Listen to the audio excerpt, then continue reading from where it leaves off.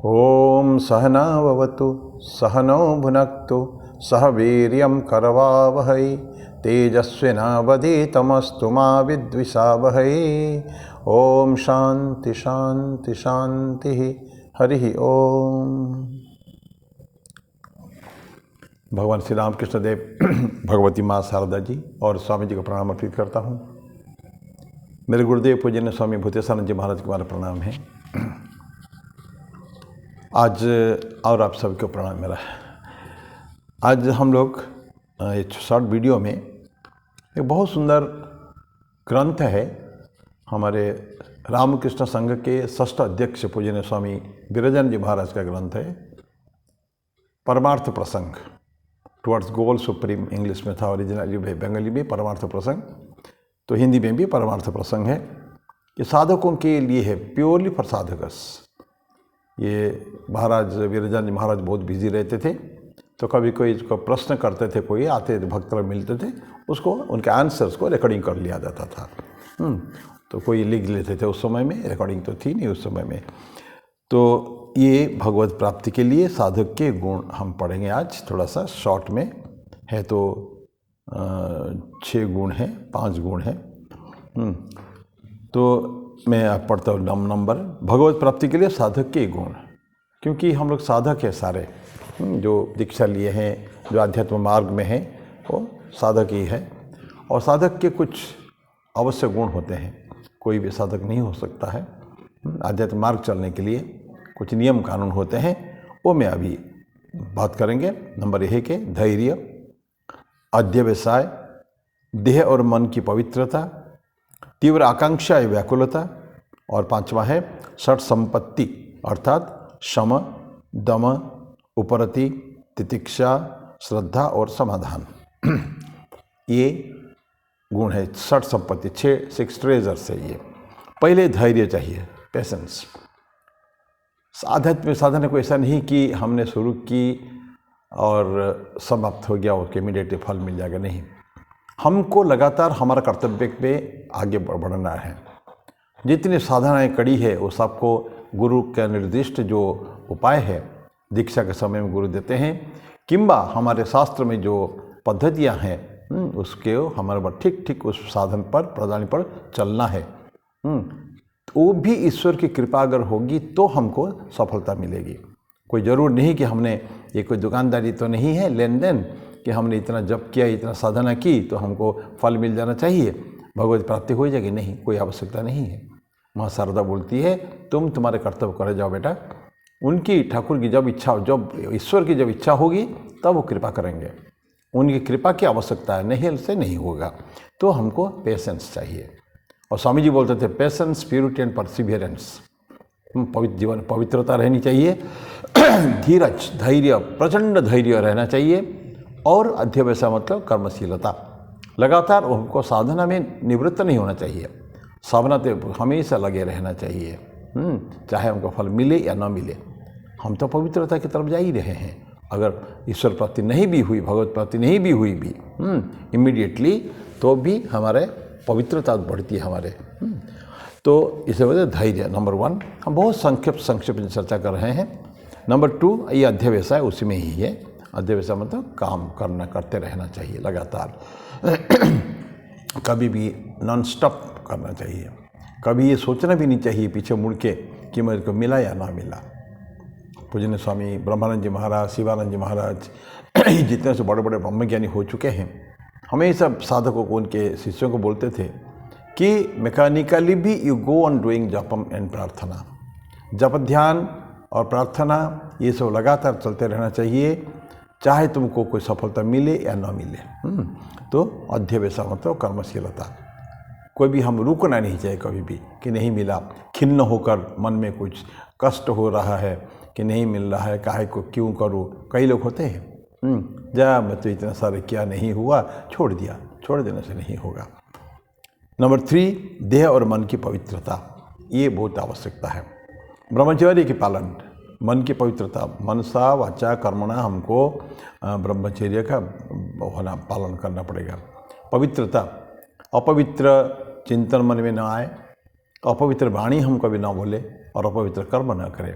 इसे मनसा वाचा, मन से, वचन से, कर्म से पवित्र रहना पड़ेगा।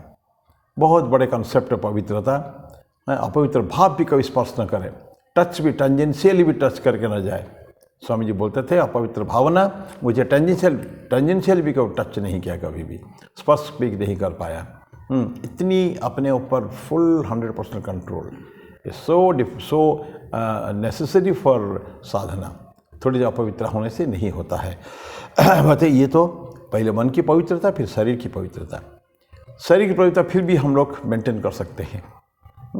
अपने को स्वच्छ रखना, स्वच्छ रहना है, वस्त्र स्वच्छ रहेगा, शरीर स्वच्छ रहेगा, और पूजा करते समय कोई शरीर में, बाल में, अंग में स्पर्श नहीं करना है।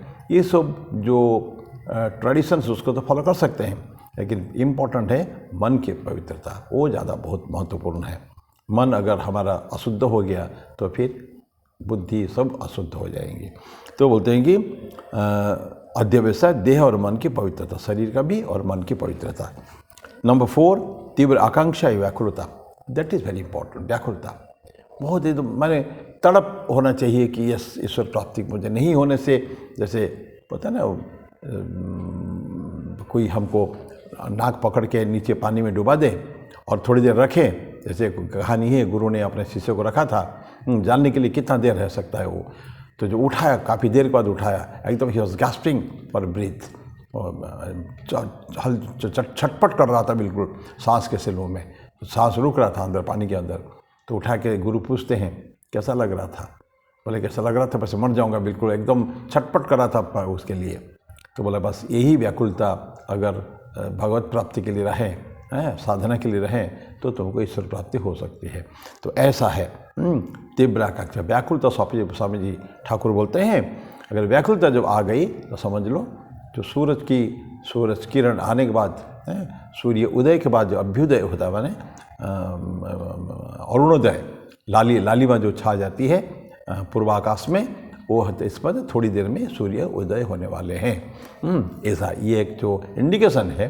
तो व्याकुलता अगर जीवन में है तो समझ लीजिए कि ईश्वर प्राप्ति में बहुत देरी नहीं है।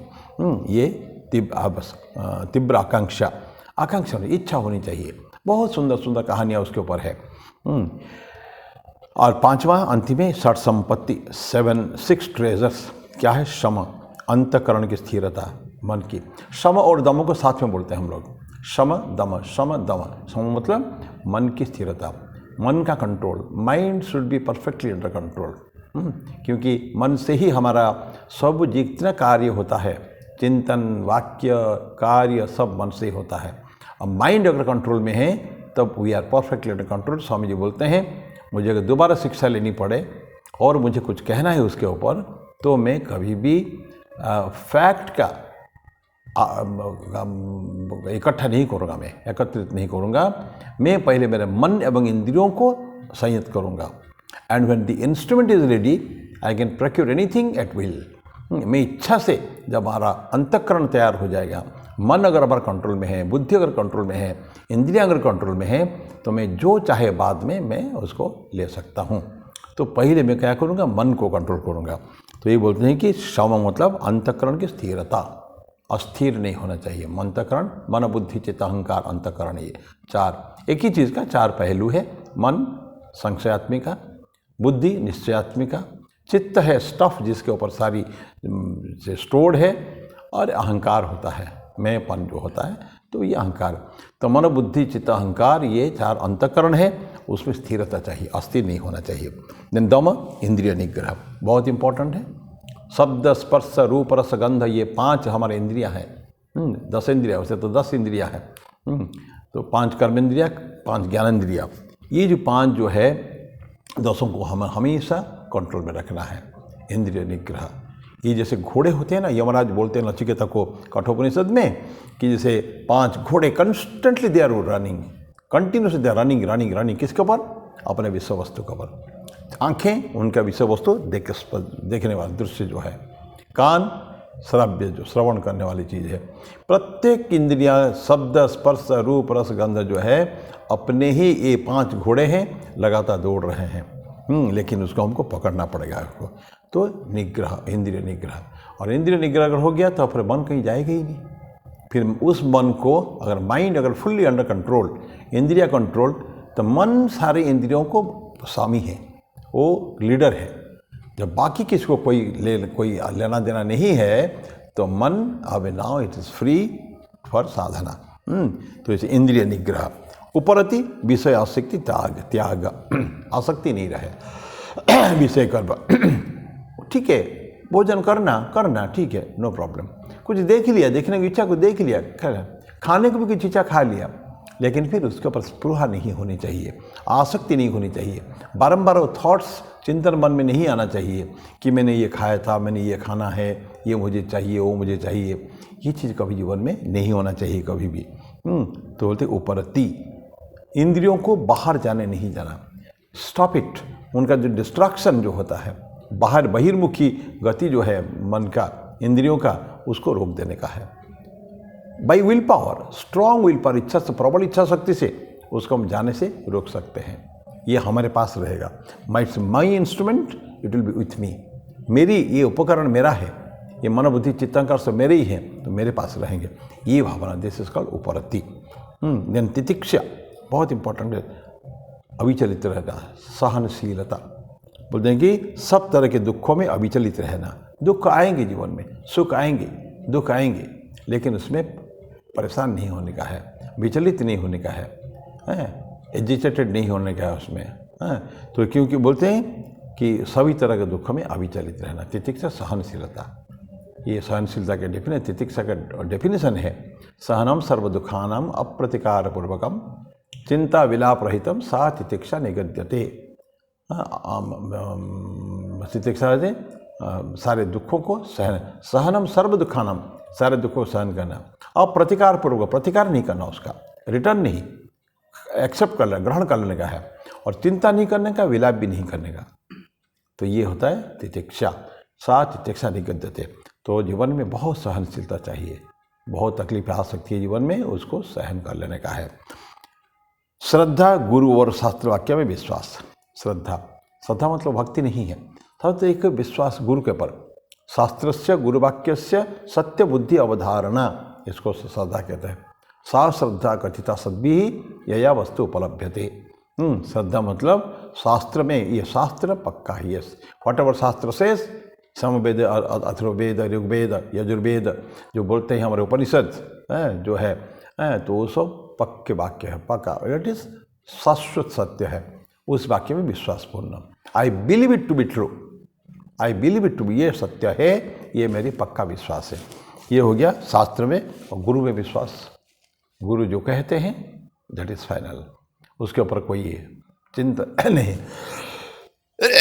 और फाइनली समाधान, इष्ट में चित्त स्थापन।